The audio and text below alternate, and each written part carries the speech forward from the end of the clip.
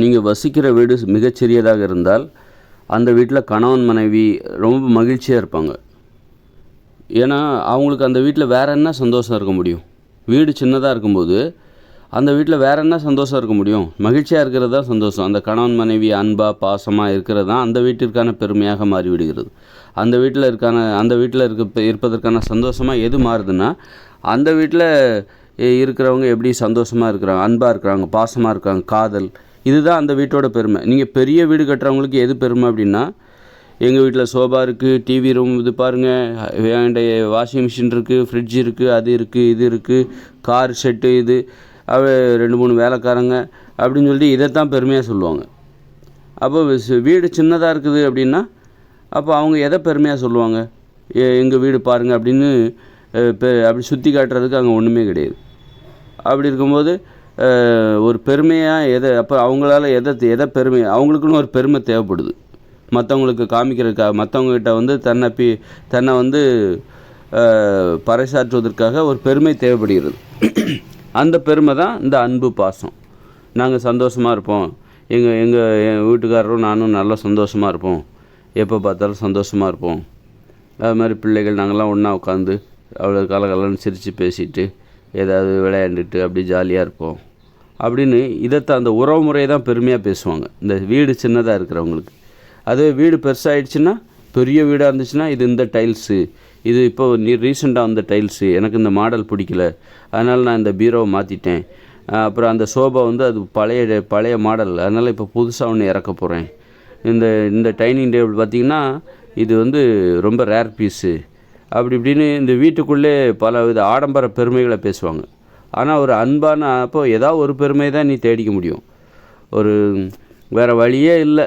நாங்கள் 2 பேரும் அன்பு தான் பெருமையாக எப்போ வரும் அப்படின்னா, எளிமையாக வாழணும். நீங்கள் எளிமையானவர்களாக இருக்கணும். ஒரு எளிமையாக இருக்கும்போது அந்த குடும்பத்துக்கான பெருமையாக நீங்கள் எதை காட்ட முடியும் அப்படின்னா, எங்கள் வீட்டை பாருங்கள் எவ்வளோ பெரிய வீடு அப்படின்னு காட்ட முடியாது. ஏன்னா வீடு சின்னதாக இருக்குது. அப்போ எதை நீங்கள் வேறு வழியே இல்லாமல் பெருமையாக நீங்கள் எதை காட்ட முடியும் என்றால், அந்த வீட்டில் இருக்கிற அந்த கணவன் மனைவி இருவருக்கும் இடையான அன்பு, அந்த குழந்தைகள், அந்த அப்பா அம்மா அவங்களுக்கு இடையான அந்த பாசம், இதைத்தான் நீங்கள் பெருமையாக காட்ட முடியும். அதனால் வீடு என்றைக்குமே நீங்கள் மகிழ்ச்சியாக, அன்பு, பாசம், இதை பெருமையாக நினச்சிங்கன்னா, இதுதான் வாழ்க்கைன்னு நினச்சிங்கன்னா வீட்டை சின்னதாக கட்டுங்க. சின்னதாக கட்டினா தான் அந்த குடும்பத்தில் மகிழ்ச்சி என்பது இருக்கும். அது மாதிரி நல்லா நடக்கணும், உடல் உழைப்பு என்பது தேவை. நான் ரொம்ப சோம்பேறியாக இருக்கேன், நடக்கக்கூட எனக்கு பிடிக்க மாட்டேங்குது அப்படின்னா பெரிய வீட்டுக்கு ஆசைப்படாதீங்க. வீடு சின்னதாக இருந்தால் தான் வீட்டுக்குள்ளே இருக்கணும்னே தோணாது.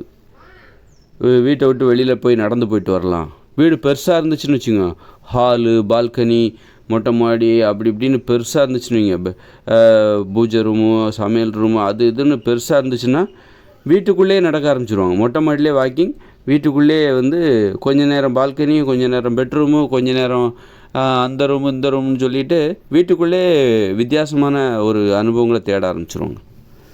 வெளியிலே வர மாட்டாங்க. அவங்க நடக்கிறதே அவங்களுக்கு பிடிக்காது, சோம்பேறி ஆகிடுவாங்க, உடல் பருமன் அதிகமாகிடும். அதனால் உடல் பருமனை குறைக்கணும். இயல்பாகவே உடல் பருமனே ஏற்படக்கூடாதுன்னா சின்ன வீட்டில் வசிக்கணும். சிறிய வீடுகளில் சிறிய வீடாக கட்டி வசிச்சிங்கன்னா நல்லா நடக்கணுங்கிற ஆசை வரும், உடல் உழைப்பில் ஆர்வம் வரும், ஏதாவது உடல் உழைப்பு செய்யணும். அப்படி வீட்டுக்குள்ளே இருக்க முடியாது, ஏன்னா சின்ன வீடு. அப்போ வெளியில் தான் ஆகணும். மற்றவங்ககிட்ட பேசுகிற அந்த பழக்கம், வீடு சின்னதாக கட்டிங்கன்னா மற்றவங்ககிட்ட நல்லா பேசுவீங்க, பழகுவீங்க. ஏன்னா வீடு பெருசாக கட்டும்போது தான் வீட்டுக்குள்ளே ஒரு உலகத்தை உருவாக்கிப்பாங்க. பக்கத்து வீட்டுக்காரங்க கிட்ட கூட பேச மாட்டாங்க. வீடு எளிமையாக இருந்துச்சுன்னு வச்சிங்களேன், சிறிய வீடாக இருந்தால் நீங்கள் என்ன பண்ணுவீங்க, வீட்டுக்குள்ளே எப்போவுமே இருக்க மாட்டீங்க, போர் அடிக்கும். அப்போ பக்கத்து வீட்டுக்காரங்கிட்ட போய் பேசுவீங்க, அதுதான் உங்களுக்கு பொழுதுபோக்கு. வீட்டு பெருசாக இருந்துச்சுன்னா வீட்டுக்குள்ளே ஒரு உலகம், வீட்டுக்குள்ளே டிவி அது இதுன்னு, ஒரு மொபைல் ஃபோன் அது இதுன்னு, பால்கனி அப்படி இப்படின்னு, மொட்டை மாடி அப்படின்னு சொல்லி வீட்டுக்குள்ளே ஒரு உலகமாக பக்கத்து வீட்டுக்காரங்கிட்ட பேசுகிறது கூட உங்களுக்கு நேரம் இருக்காது, விரும்பவே மாட்டீங்க. அதனால் நீங்கள் மற்றவங்ககிட்ட நல்லா பேசணும், நல்லா அன்பாக பேசணும், மனிதர்கள்ட்ட அந்த அன்பு, நட்பு, உறவுமுறை, அதுமாதிரி நடப்பதற்கு ஆசைப்படணும், உடல் உழைப்பதற்கு ஆசைப்படணும், நோய் வரக்கூடாது, உடல் பருமன் ஏற்படக்கூடாது. அப்புறம் ஒரு குடும்பம் அன்பு, பாசம், காதல், காமம்னு மகிழ்ச்சியாக இருக்கணும். அடிக்கடி செக்ஸ் வச்சுக்கணும், கணவன் மனைவி இருவரும் அடிக்கடி செக்ஸ் வச்சுக்கணும், உடல் உறவு வச்சுக்கணும். அப்படின்னா வீடை சின்னதாக கட்டுங்க.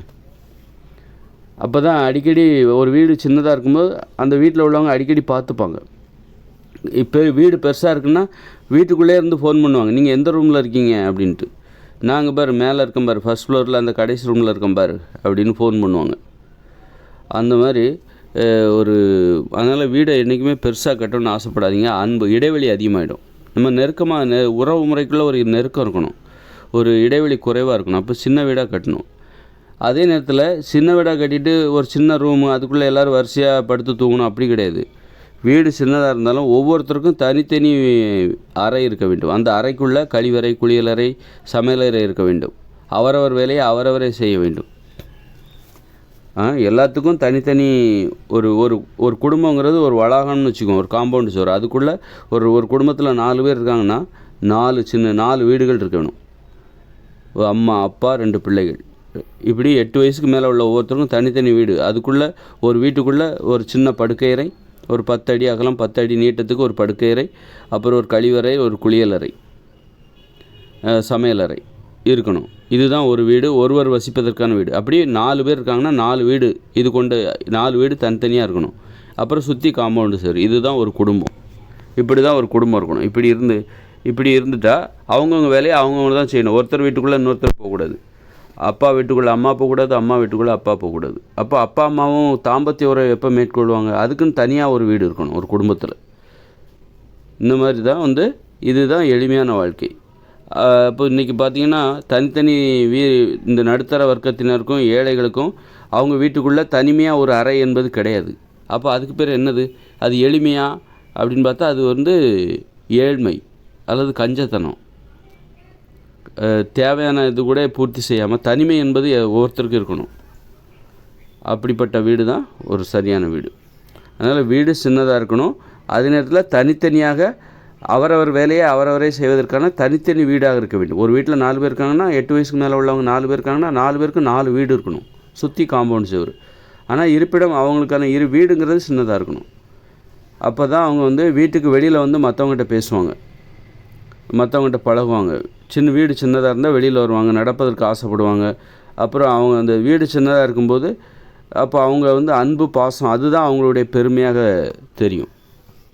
இந்த மாதிரி தான் ஒரு மகிழ்ச்சியான குடும்பம்.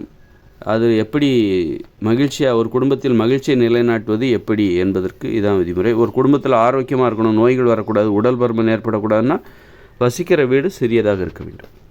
வீடு பெருசாகிடுச்சுன்னா அந்த வீட்டில் இருக்கிறவங்க எல்லாருமே பெருசாகிடுவாங்க, உடல் பருமன் அதிகமாகிடும்.